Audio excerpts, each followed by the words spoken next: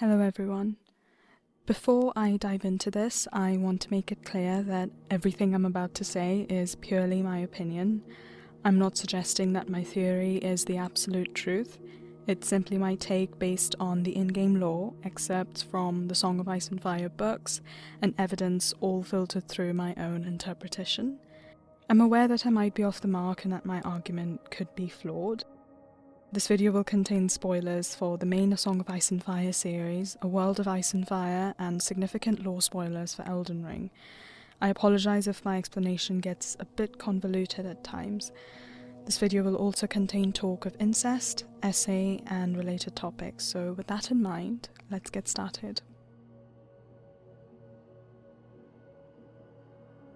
The game's lore was partly crafted by George R.R. Martin. Miyazaki has specifically highlighted Martin's role in creating most of the heroes and characters in the story alongside the world's history. Hence, it stands to reason that he would draw inspiration from his own characters. Gurm is known for incorporating many incestuous relationships in his work, often with significant lore implications and creating complex family dynamics. The implications of incest between Mohg and Miquella are clear, as well as the fact that Miquella and Melania were conceived when Radagon and Marika were a singular being, even if they could manifest as separate bodies. The dynamic between Marika and Radagon strongly resembles that of the Lannister siblings, Cersei and Jaime, who are in an incestuous relationship in A Song of Ice and Fire. Godfrey too bears a striking resemblance to Robert Baratheon, who is Cersei's husband and king of the Seven Kingdoms at the beginning of the books. While it might seem like I'm attributing too much to George's influence on the story, Miyazaki likely wouldn't have collaborated with him if he wasn't at least inspired by Gurm's world. There are striking similarities between George's characters and those in Elden Ring that can't be ignored. I believe that examining their stories could provide us with more clues about Marika, Radagon, and Godfrey, as well as some other characters and events that could potentially help paint a clearer picture of the past, the events leading up to Marika's reign, and her seemingly planned downfall. As a huge fan of both Song of Ice and Fire and Elden Ring, I'm excited to elaborate on this idea, so here goes. In my interpretation, Radagon is either Marika's brother, or more intriguingly, her twin. I believe he has been by her side since the beginning of her reign. Even if this idea is not literal, it seems or feels like they are siblings, since if we look at the alchemical rebirth theory, and Marika did make him by expelling all the bad out of herself, even then, he is her other half. I personally love the echo where Marika is talking to Radagon and says, "Thou art yet to become me, thou art yet to become a god."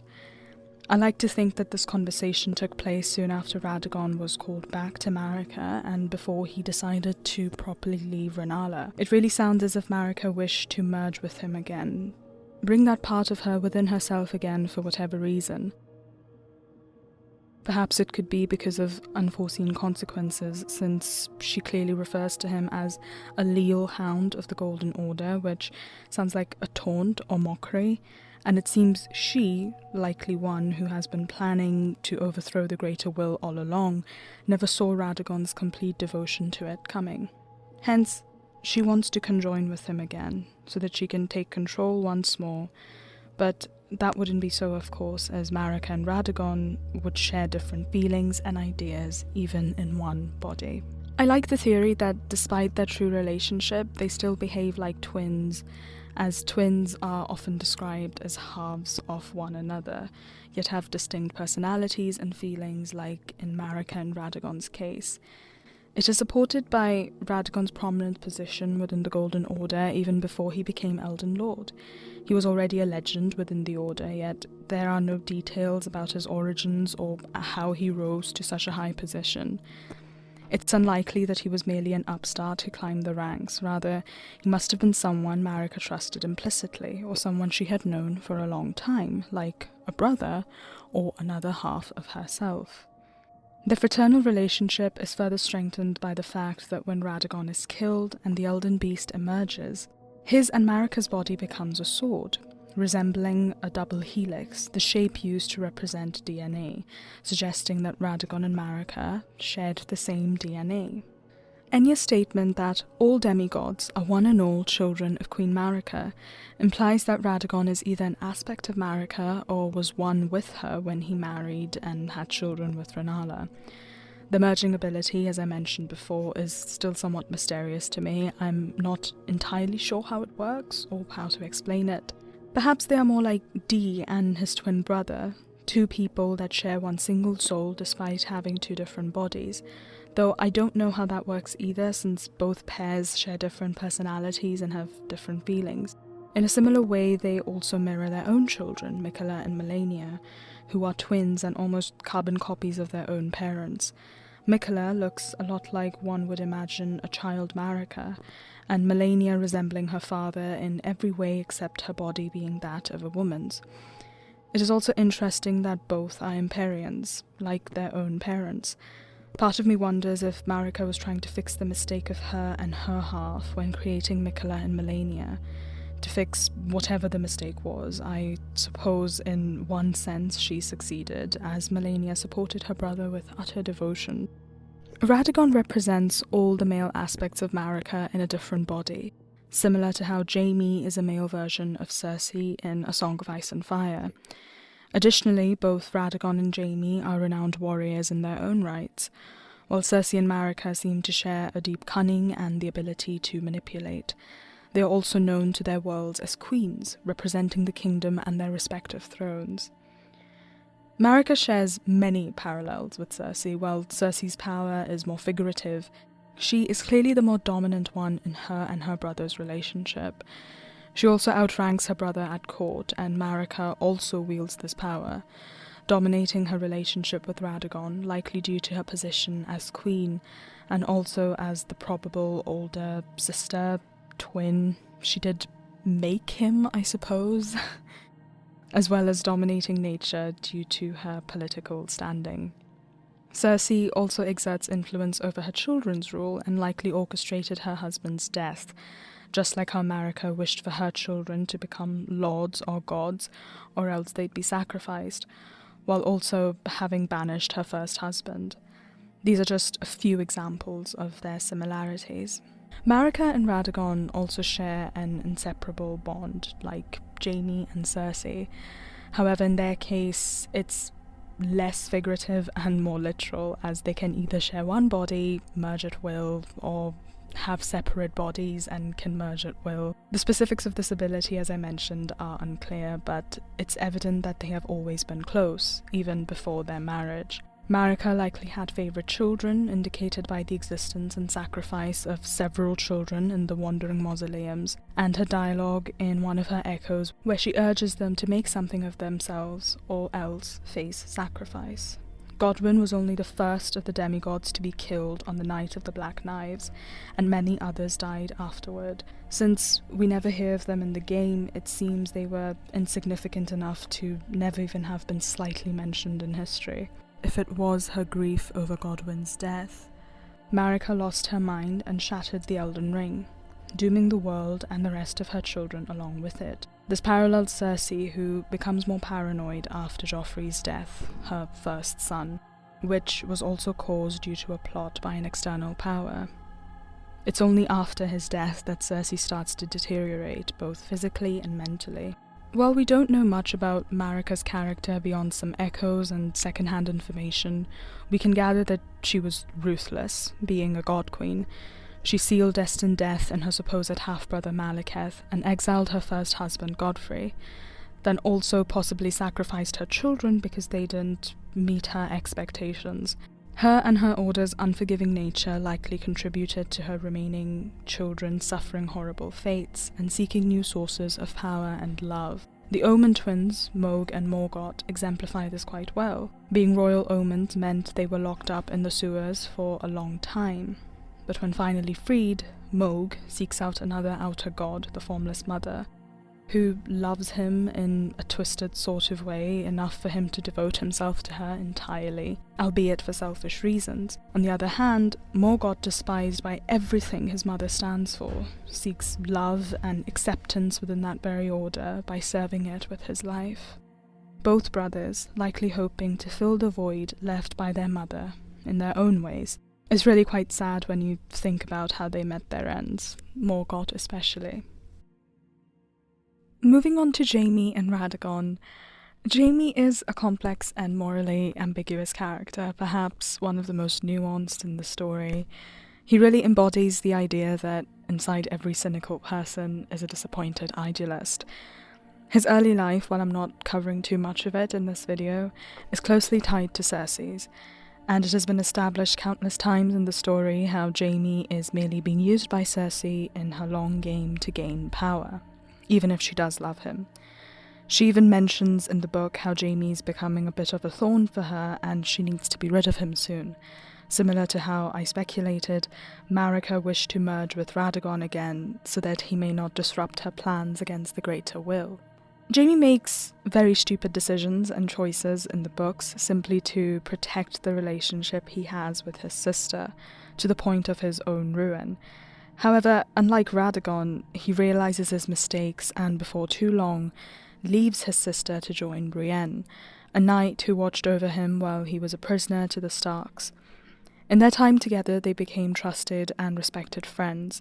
There are also subtle hints of romance in their story. The moniker Kingslayer looms large over Jaime's story, defining how many perceive him, as it is a title he earned after killing the king he swore an oath to protect, King Aerys II. This label breeds distrust among those who question his loyalty, fearing that if he could betray Aerys, he might betray others he has sworn to protect. The title serves as a curse, haunting Jaime throughout his life and symbolizing his act of betrayal, even if he likes to pretend as if it doesn't really bother him. This burden of perception and expectation may also be a parallel experienced by Radagon, shaping his identity and interactions with others. I say that Radagon was cursed because of the fact that there is very specific information about him in the item of the fire giant braid. The reason I pay so much credence to this is because it is an odd thing to add into a fire giant related item, considering that Radagon was likely married to Rennala during Marika's battle against the fire giants, and Marika herself was wed to Godfrey at the time. It suggests Radagon's involvement with the giants was more complex than we think. I propose that Marika and Radagon, Marika being one person at this point in time, may have been allied to the god in power before her, and then she later betrayed said god to take power for herself, as hinted by the betrayal and seduction in the latest story trailer for the DLC. Also the thing that Marika pulls, I suppose, the old form of the Elden Ring out from, looks awfully lot like a godskin noble, so Glowmite Queen? As I'm sure she was allied with the serpent deity since both of them love to kill gods, and you can find a godskin noble in Volcano Manor too, but I may be wrong and there are smarter people on the internet who can figure this out. The giants, likely being allies of this wronged god, perhaps put a curse on Marika as a result of her betrayal, which in turn caused her to make Radagon, her twin, to rid herself of this curse, thus manifesting in Radagon's red hair, ridding herself of impurities that go against her order. But I have a feeling this all sounds a bit far-fetched. Regardless of the nature of the curse, we know for a fact that Radagon carries it, and it burdens him. This curse seems to have been passed down to his children, not only in their physical appearance but also their actions, something I will elaborate on later in the video. This theory also sheds new light on Marika's war against the giants. While it was necessary to neutralize the Flame of Ruin, it could also have been a personal quest to free herself and her brother from this curse.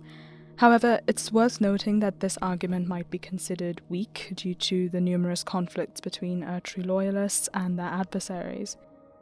Jaime's constant struggle to define himself apart from Cersei's shadow is a central theme in his story. While Cersei holds the prestigious title of Queen, Jaime is merely her Kingsguard, a position that limits his social standing despite his noble birth and relation to his sister. However, Jaime is not without his own achievements and reputations. He is well known throughout the Seven Kingdoms, both as the Kingslayer and as a skilled warrior and knight. Yet, these titles only serve to mask the truth of his inner turmoil.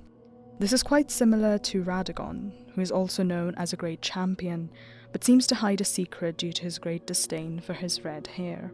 Jaime's internal conflict is quite palpable. Despite his outward appearance of fundamentalism and adherence to knightly ideals, he knows that his actions, such as his incestuous relationship with Cersei, betrayal of his oath, go against these very principles. And he's not the only one to defy these ideals. There are many within the kingdom who do as they please under this system, as it absolves them of their wrongdoings due to their high positions, as long as they do not get caught. These very qualities are mirrored within Marika's Golden Order, as it is one that seems not quite pure, only appearing so on the surface. Mikola, Radagon and Marika's son, recognizes this flaw and rejects his parents' order, establishing a new, purer form of it, symbolized by unalloyed gold. Gold in its purest state. I suppose it helps that Mikola looks like a child. Children are often associated with purity, perfection, and innocence, all qualities that are often lost as they grow older. Some great parallels can be drawn between certain characters, like of course Jaime and Cersei. Their house is known for their wealth and represented by their house colours gold and red, and their sigil is a lion. This is similar to Marika and Radagon, whose symbolism also includes red and gold. Radagon, often called Red-Haired Radagon, despises his red hair, much like Jaime dislikes being called Kingslayer. Marika symbolizes the Golden Order, mirrors Cersei's role as the Queen, projecting an image of beauty and grace. They do look very similar, after all. Cersei and Marika represent idealized beauty and femininity, serving as stark contrasts to their complex and often flawed personalities. Cersei is described as strikingly beautiful, with long, curly, golden hair and a slender figure.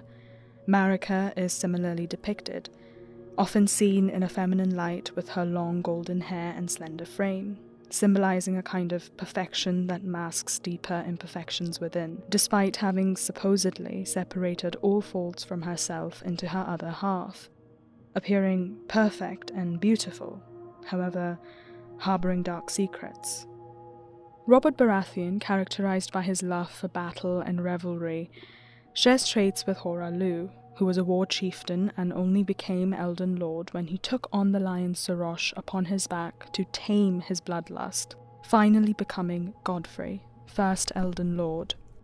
Godfrey is henceforth symbolized by a lion. This reflects Robert's kingship.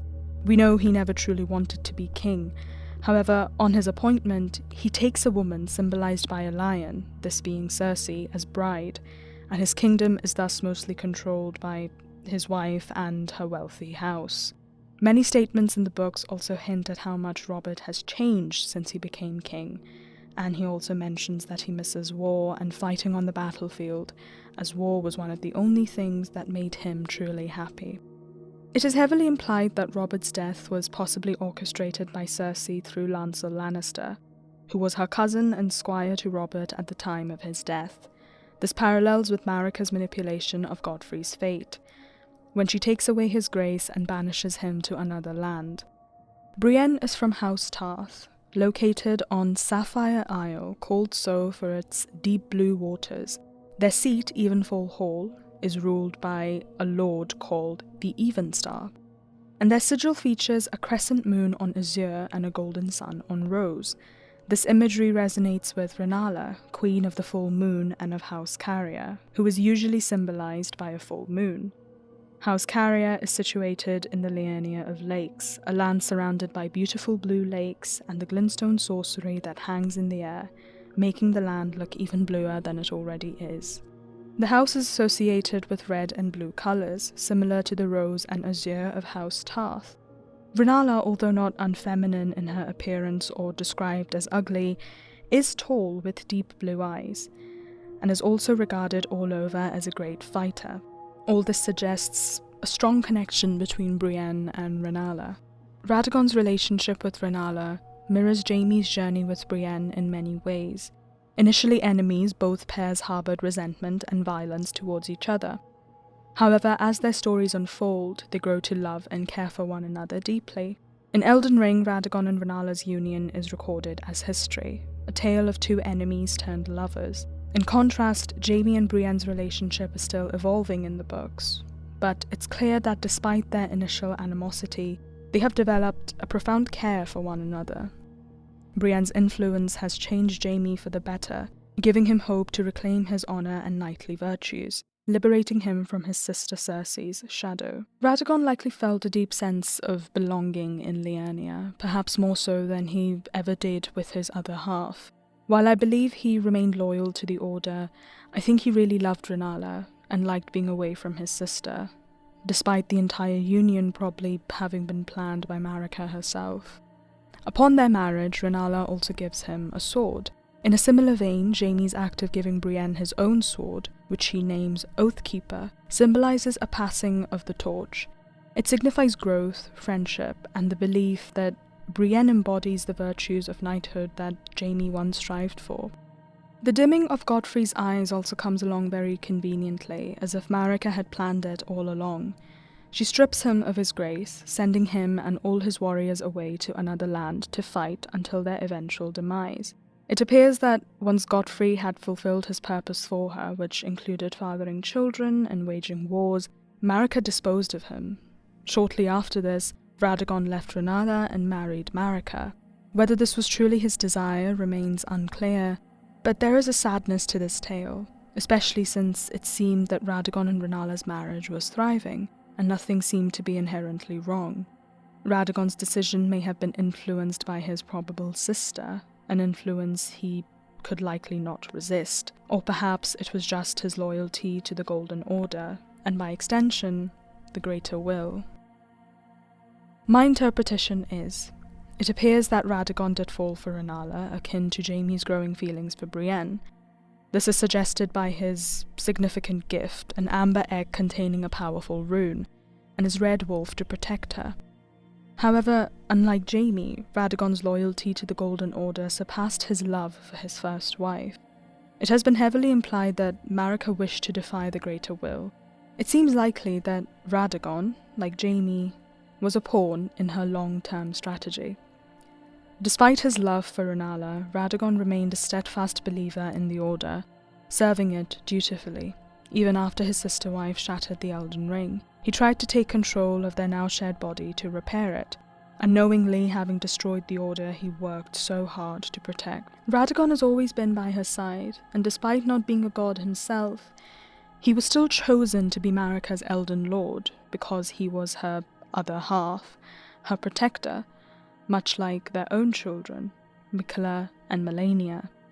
Malenia staunchly supports her brother's rule, despite being an Empyrean herself, but since she is afflicted with the Scarlet Rot, a literal curse that rots her body from inside out, similar to her father Radagon, Malenia suppresses her curse and her destined role as the goddess of rot to serve her brother's order.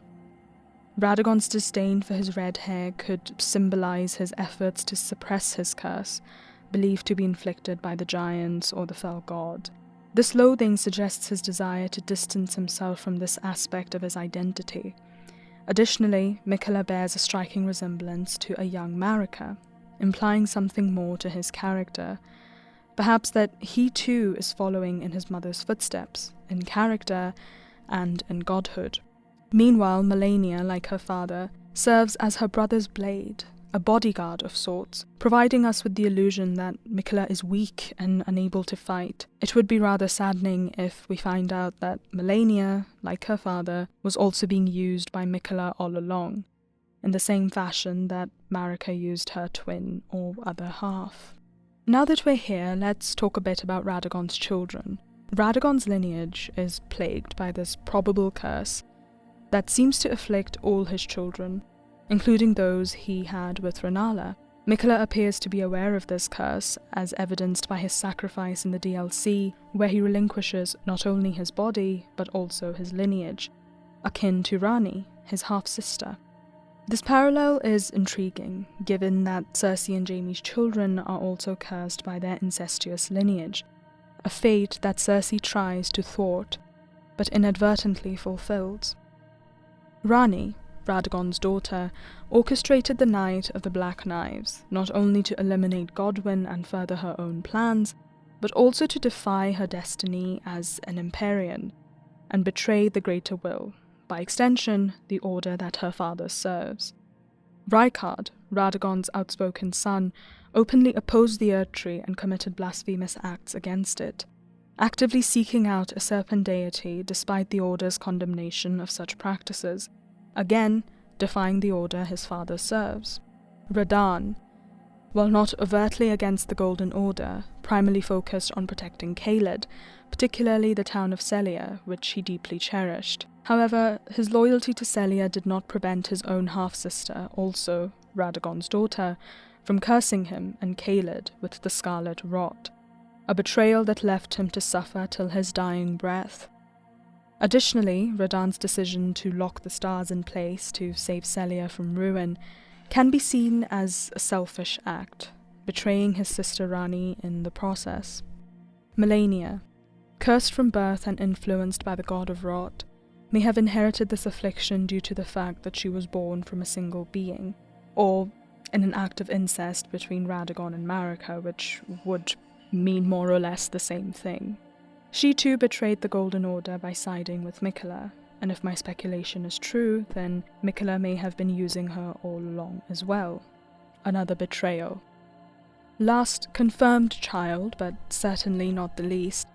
Having not inherited his father's red hair, Miquella is seemingly the most cherished of all Radagon's children, perhaps for this very reason. Radagon made at least one incantation for Miquella, a gesture he has not extended to any other of his kids, indicating a special bond between them. Miquella too created several incantations for his father, likely harbouring deep respect for him. However, Miquella too would eventually stray from fundamentalism, forging his own path, likely disappointing his father. This is interesting as Marika also turned from the order that came before her, as evidenced in the DLC trailer. It's as if everything is repeating itself. This pattern of betrayal and deviation seems to affect all of them, even their god, who betrayed and destroyed the order that came before her, and the one she made, that he swore to protect.